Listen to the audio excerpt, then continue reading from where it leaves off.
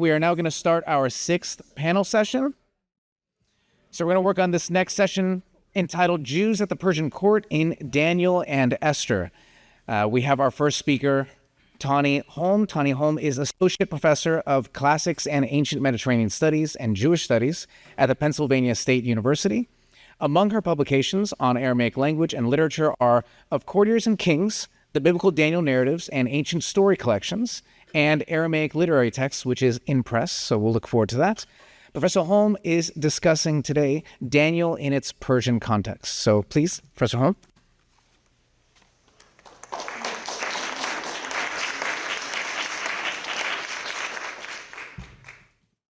Thank you so much, Alex. Thank you so much, Professors Shayegan, Schneidewint, and Bonicio, for inviting me to this conference, and thank you so much to the Porterwood Institute and the Jewish Studies Center. I'm also grateful to Marissa, Lexi, and everyone else who's staff putting this on. This has been an exciting conference, very interesting, very provocative, and I'm really grateful to be able to talk about Daniel. I believe I'm the only person speaking directly about Daniel today. So thank you very much for including me. My paper today returns to something I've worked on for what is now a few decades, but still continue to work on. This is the topic of the biblical book of Daniel within the court tale genre, a genre whose earliest exemplars in the ancient Near East and Mediterranean predate the Achaemenid Empire, but which flourishes especially in the 5th century BCE and later. My goal here is to understand what is especially Persian about this literary genre and what is Persian about the book of Daniel within it. After an introduction to my topic, I will turn to looking at Achaemenid-era Aramaic literature at large. Most of it's from Egypt. Then I will discuss the court tale genre and the biblical tales' place within it, and especially Daniel. Finally, I want to look at Daniel chapter 3 as an exemplary Achaemenid-era court tale before concluding. The book of Daniel is widely agreed to date to around 164 BCE approximately in its final form. That is well within the Maccabean period, after the persecution of Judeans by Antiochus Epiphanes, but before this Syrian Greek king was repelled from Judea. So, what then is Persian about Daniel? And here several avenues might be pursued, some of which others have already touched on. The setting of some of the narratives is indeed Persia or Media. You can see this in the introductory chapter 1, and you see it at the end of chapter 5, when Belshazzar, the Babylonian's kingdom, is given over to Media and Persia. Chapter 6 is set during the reign of Darius the Mede, which is an odd appellation over which much ink has been spilled. It ends, chapter 6 ends with Daniel prospering during the reigns of Darius and Cyrus the Persian. Daniel 9 takes place in the first year of Darius, son of Ahasuerus, from the seed of Media. And here you can see that Hebrew Daniel, in chapter 9, tries to correct or somehow fuzz over this Darius the Mede issue of chapter 6, because we all know, and Rowley wrote a whole book on Darius is a Persian name. It's not a Median name. You'll also notice here that I've inserted the bits about the Old Greek translations or versions of Daniel, which also try to figure this out. What did the MT, the Masoretic text, mean by Darius the Mede? The final vision narrative of Daniel, the last chapters, take place in the 3rd year of King Cyrus of Persia. So we've got a Persian setting. Do we have a Persian date? And here I would venture that, yeah, okay, chapters 3 through 6 would especially be perhaps late Persian. They could be considered for that as their date.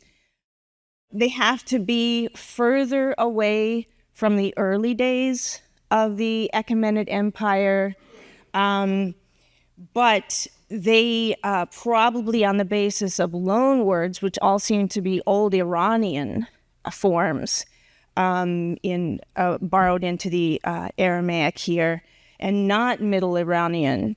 At least these forms are probably to be dated before 300 BCE, as Benjamin Noonan has showed, and I think competently. We also notice that there are various traditions of the minor Babylonian king Nabonidus, which are transferred to the much better known in Judean circles Nebuchadnezzar, the Babylonian. Nabonidus was the historical last king of Babylon, but in the book of Daniel, Belshazzar famously is named as the last king of Babylon. We have other historical inaccuracies that many people have dealt with in Daniel, but I do think you can make a case that these stories, chapters 3 through 6 in Aramaic, might possibly be late Persian.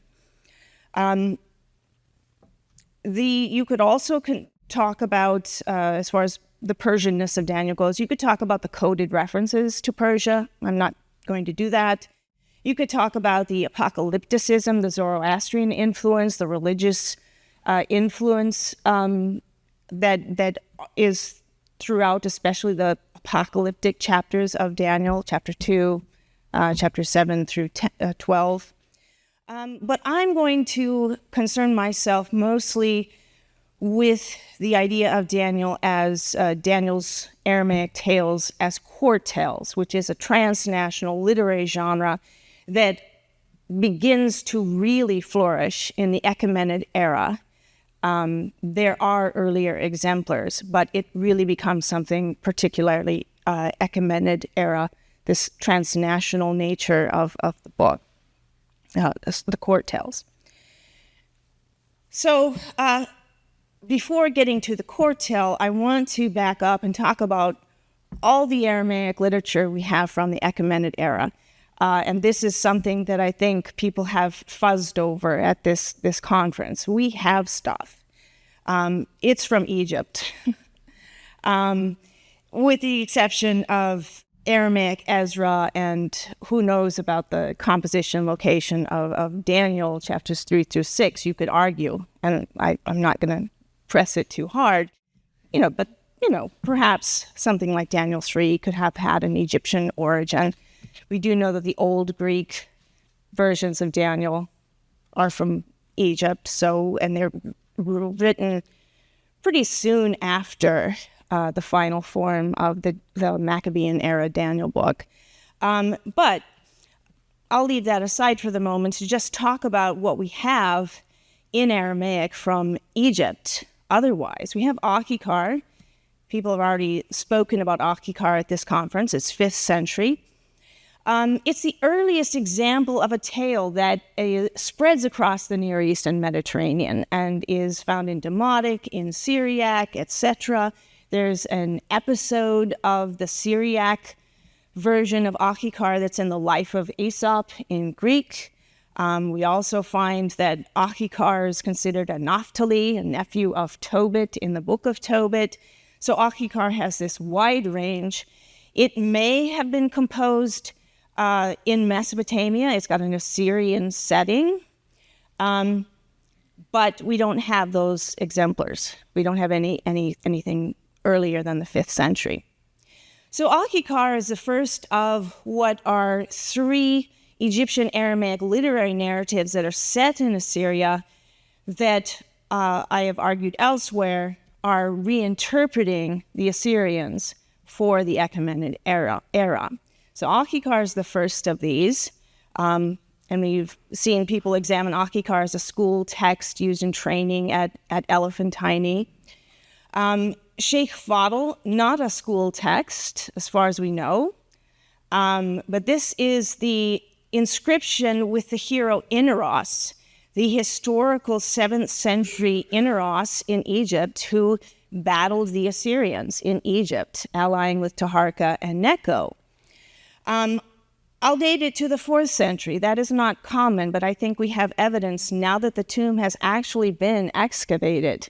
It's a Persian-era tomb, but nothing in that tomb and the decoration and everything can be earlier than very late 5th century. And the inscription in Aramaic, this literary text, is written all over the walls, over the tomb decoration and everything. At first, the main excavator, the director of the University of Vienna Middle Egypt project, of which I'm part, she considered this to mean, hey, that's the end of the use of the tomb. The cultic use of the tomb is over once you put a strange Aramaic literary text all over the walls across the decoration. But now, in her further examination of the artifacts that are found there are things from the Mediterranean, vases that must date to the 3rd century. So somebody kept using that tomb, even though someone had written Aramaic. And you could argue, perhaps one could argue, not tons of evidence for this, but the people there in this place in Middle Egypt, across from Oxyrhynchus, they understood some connection to Inaros. Maybe the burials themselves were thought to be relatives of either the Assyrian period Inaros or the very famous 5th century Inaros, the Libyan who battled the Persians and is killed by Persians. And when you read this text, you see this perhaps great glee against Persians hidden inside this narrative about the Assyrians and the 7th century Inaros defeating Assyrians, whereas in the 5th century, the Inaros who fought Persians dies horribly. This inscription, written 50 or more years later after that, might be something kind of saying, hey, yay, they're gone. Let's commemorate the Inarids who are part of this repelling. So then you have Papyrus Amherst 63. This is the Aramaic text in Demotic script. 4th century, maybe early 3rd century, but probably 4th century, maybe late 4th century. It's on provenance, but it's from Egypt. It has on the final columns an early version of the so-called Sardanapalus legend, which is best known from Ctesias's Persica, preserved in later snippets elsewhere, but goes back to the 5th century. You'll notice that you can easily say for Akhikar and the Sheikh Fadl Inaros inscriptions that they're the earliest examples of their tale tradition. When it comes to Papyrus Amherst 63's Revolt of Babylon, it probably is a little later than Ctesias's Persica, so I can't say it's the earliest example of the tradition of a king dying in a conflagration of his own palace and so ending his Mesopotamian kingdom. But it's really interesting that Egypt is preserving these really, really early versions of things and they're in Aramaic.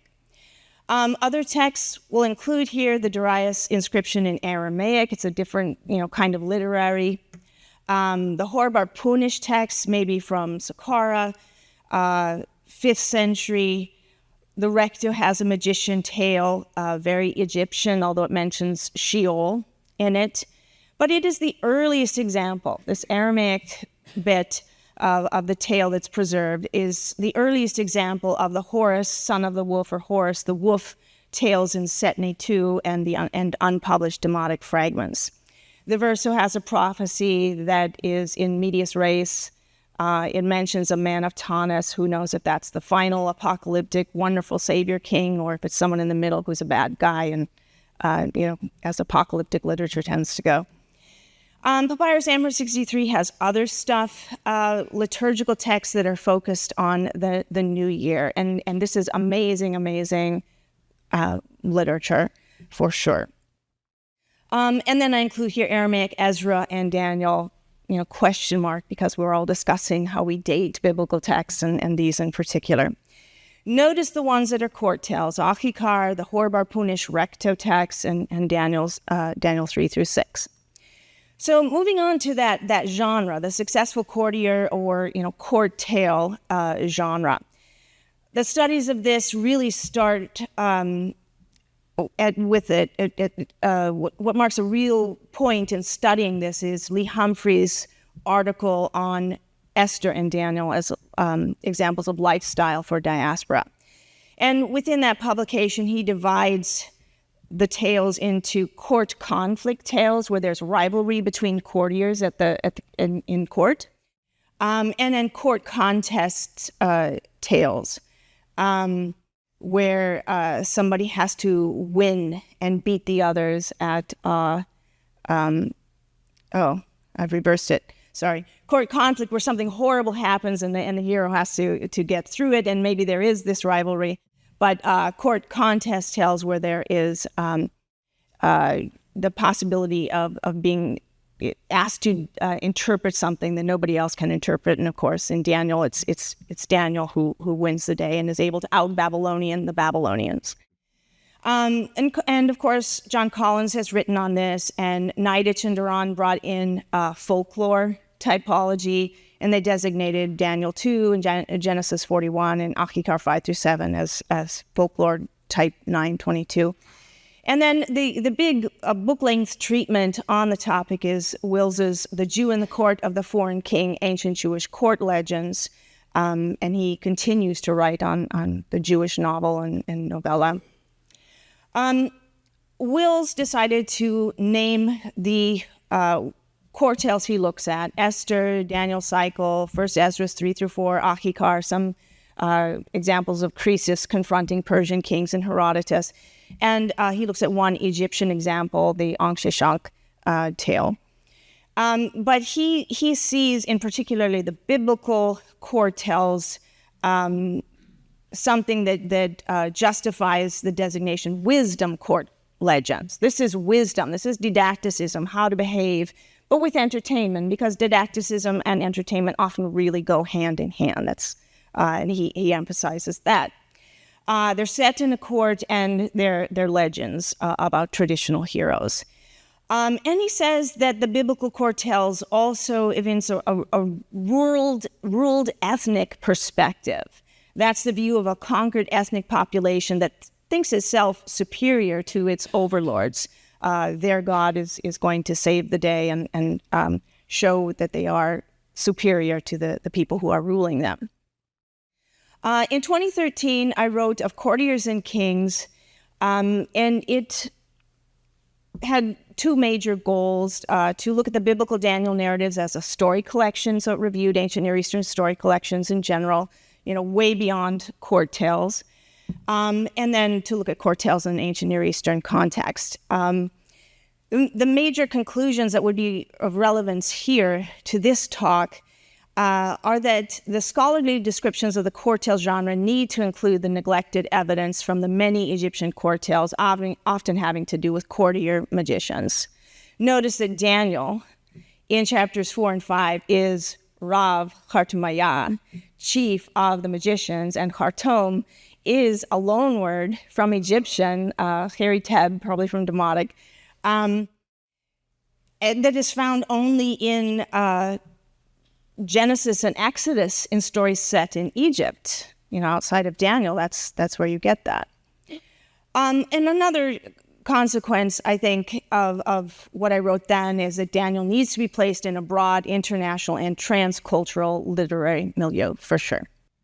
Just to give you a list that is not comprehensive of court or courtier tales as especially Achaemenid-era, the first thing I want to notice is you've got this 2nd millennium BCE papyrus Westcar, Tales from King Cheops' Court. Have to mention that as a story collection and as full of court tales.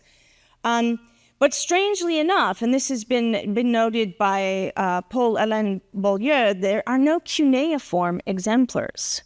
This is not a cuneiform genre, and it may be just an absence of just coincidence. We haven't found them. Aramaic texts are not preserved because they're on perishable material. Maybe that's all it is. But notice the flourish that you get from the end of the 6th century onwards. So you have Merire and Sissobek from Papyrus Vandier from Egypt. You have Achikar, 5th century. If you're going to include traditions from Herodotus, that's 5th century. Merib, the high steward, and the captive pharaoh in Demotic, the 4th or 3rd century. Ankhsheshank, of course, and later in Egypt, you get Setne II, you get the imprisoned magician tradition in the Hekor, Ostrakhan, Hinenu tradition. These are Ptolemaic and later. The Nanefersokhan, the Babylonian story, 3rd century, 2nd century BCE. And into all of this, you can place the biblical tales. I'm not going to go into dating Exodus here at all, or Genesis, but who knows what their dates are. But, there's still this middle, first millennium BCE place, milieu. And then, of course, you have this continued tradition in Aramaic, the court tales at Qumran, some of which are, of course, composed far earlier than the dates of the documents, the manuscripts. From Pseudo-Daniel, 4 Kingdoms, Prayer of Nabonidus, Tales from the Persian Court, Tobit, part of the Genesis Apocryphon set in Egypt seems to be a court tale. And people have written on this. I'm writing on it, but also Deborah Dumont, Yonatan Ben-Dov, Dan Mashila, and others. Court tales and ethnicity. Others have spoken about this, hybridity. And the issue of, imposition of language or choice in language, and it's very complicated. I really appreciated Lisa's talk and other people who dealt with hybridity and this kind of thing.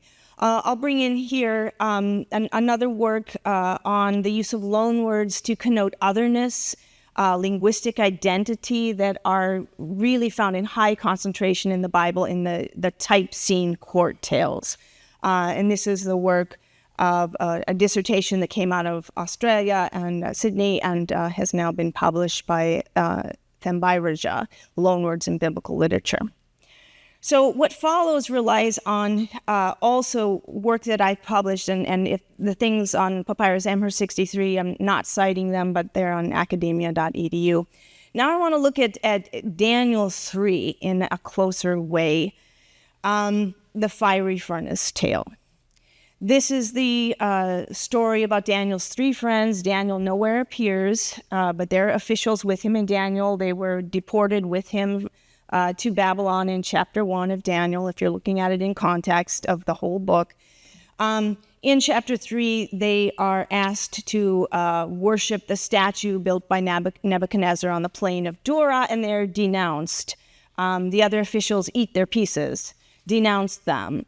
That's the very fun Aramaic phrase. And they are thrown into this fiery furnace. Very strange motif.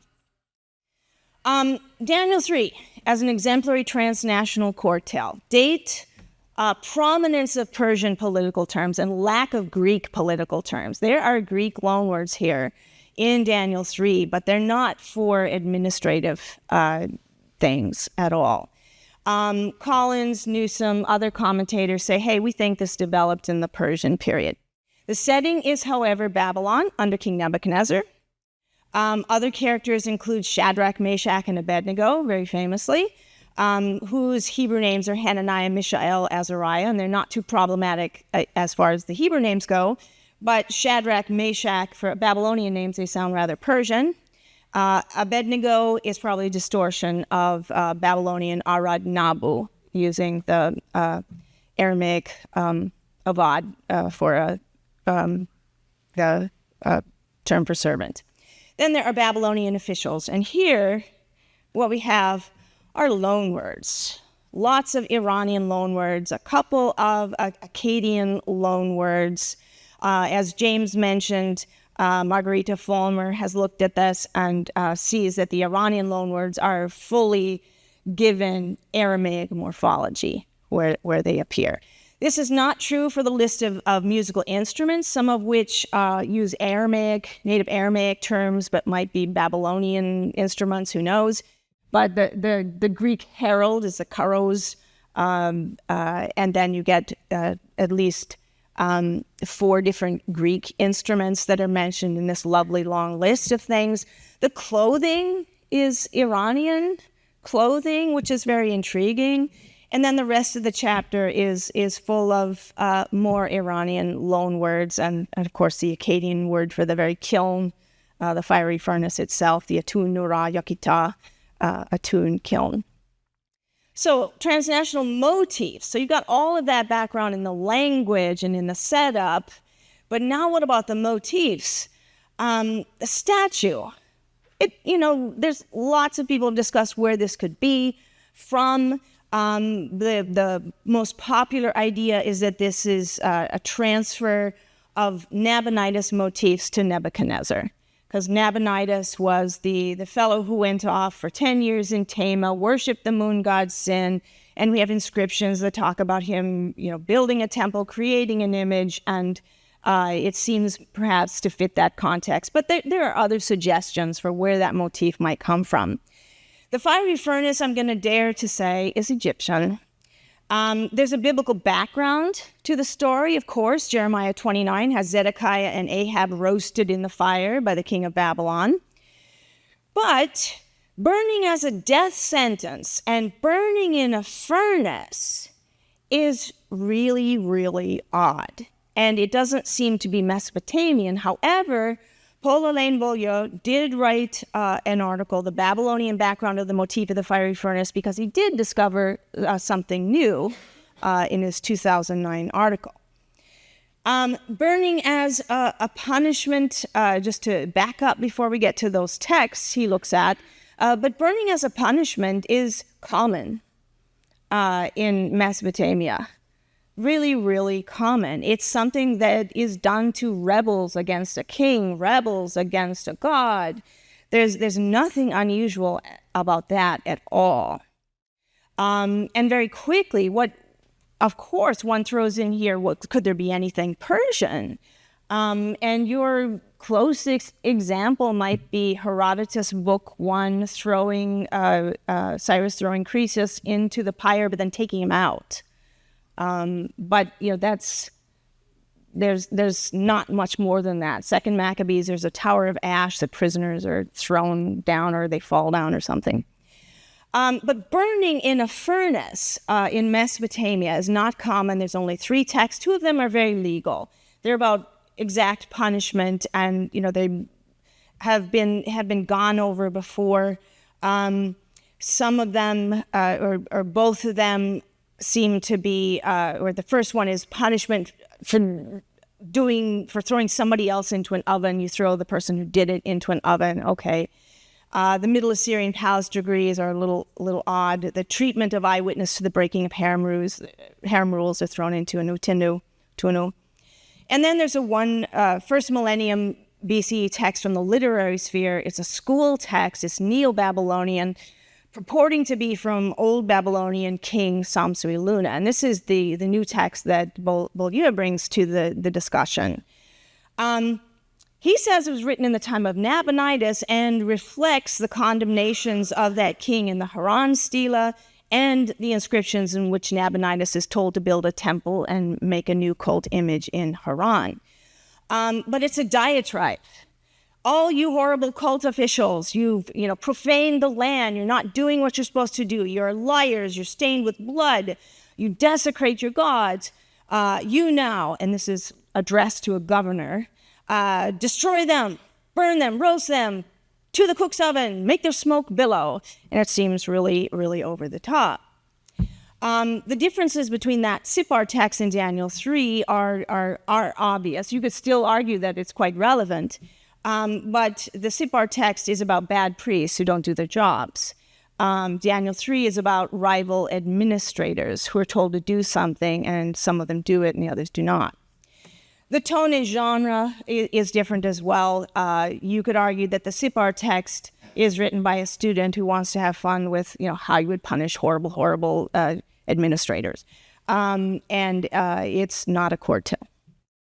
Beaulieu himself, in that article, wrote that although the hypothesis of Egyptian influence in the elaboration of the motif cannot be discounted, the Babylonian setting of the tale induces us to seek preferably Mesopotamian antecedents. But he didn't give up because he did look at Ankh Shushanki a little bit. So, Egypt. Once again, like as in Mesopotamia, burning as a punishment is common. It's for people who revolt against the gods, disobey kings. Burning in a furnace, in contrast to Mesopotamia, is common all over the place in iconography and texts of various genres. So the furnace that is most important here, the word in Egyptian would be ach, and it was often pa'ach, the furnace. So it's a recognized form of punishment. Examples from the Middle Kingdom, examples from the New Kingdom, rebels, enemies should be burned by fire. That's their punishment.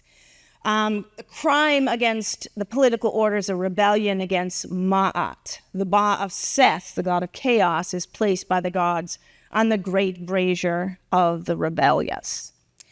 The Akh, we do have an example or two of what it looks like, the portable Akh, and you can see in the painting from the tomb there, that's how you would carry it. But you also get other imagery for these kinds of furnaces or braziers of punishment in papyrus salt, and maybe this is elsewhere as well. This view of the Akh as a kind of boxy kind of thing. And here are men bound inside this in this famous image from Papyrus Salt 825. Here's a scene from the Gate of Montu at Karnak, representing the king offering wax figures of captive enemies in a brazier before the god Min. Then you have other kinds of vessels that are in eschatological depictions in the Book of Caverns, the Book of Gates, and they're big. The souls of the damned can fit into these braziers. And here you have a different kind of furnace or whatever it is in another of these texts. And here is a tomb scene at Achaemenid from the Roman period with someone boiling in what looks like a big cup, perhaps. Now the court tales. No Mesopotamian court tales with furnaces, Egyptian court tales with furnaces. You've got four. Mary Ray and Sisebek on Papyrus Vandier, late 6th, 5th century BCE in hieratic, but close to Demotic in language. Furnace of Mut at Heliopolis. That's where the enemies of Mary Ray are thrown. Papyrus Saqqara Demotic. This is a furnace outside the palace at Memphis. This is very fragmentary, so the whole story isn't very clear, but somebody's thrown for punishment there. Tale of Ankh Shushank, late Ptolemaic period furnace outside the palace at Memphis. And then you have the Pharaoh story and the stories of Petisi from the 4th century BCE, but also from manuscripts from 100, Common Era, but then there's a Greek version of this story in Herodotus. And here it's the reversal of the motif that proves it's a motif. A man offends Pharaoh, offended by Pharaoh, wishes Pharaoh could be placed in a furnace. So it proves that this is a theme there. So in sum, Daniel 3 as a transnational court tale par excellence from the Achaemenid-era. Setting is Babylon. Vocabulary that's used is meant to do a lot of different things, and some of you have talked about loanwords, but in Daniel 3, it shows the breadth of the empire. We bring in musical instruments from all over. We have officials with these names. We have this Iranian clothing, Persian clothing. But then you have the motifs. You have the statue, may well be a Babylonian motif, worshiping a statue put up by a Babylonian king. The fiery furnace, I would suggest, the evidence is more on the side of it being Egyptian than anything else. So, concluding thoughts, the transnational court tale genre begins to flourish in the Achaemenid Empire, or era, sorry. And it continues. I haven't mentioned here all the lovely, lovely things from Persia in later texts that are so fantastic. The Sindibad Name, the Shahnameh, and just tons of things that one could talk about here, but the texts are not early. Notice the ethnic or religious connotations that are in court rivalries and the play with linguistic variation to enhance impressions of imperial breadth and negotiate relationship to empire. All of that is part of the court tales. Others have said in a more eloquent way. Last thing, and this is something that's come up in the conference, composition location. If a story is set in a land, does it mean it was written in that land? No, it does not. It has to have been written somewhere where those motifs and traditions and cultural things are known. So for the court tales in Daniel, I don't know if they stem from Egypt, but they don't seem like they are Mesopotamian because Mesopotamians don't know much about Egypt in general from the text that we have. Probably someone's going to fight back at that. But really, it's, who knows? But it's certainly, you have to leave out there that there are, this transnational literature is this Achaemenid world, and Aramaic is part of that as a very rich language. Thank you.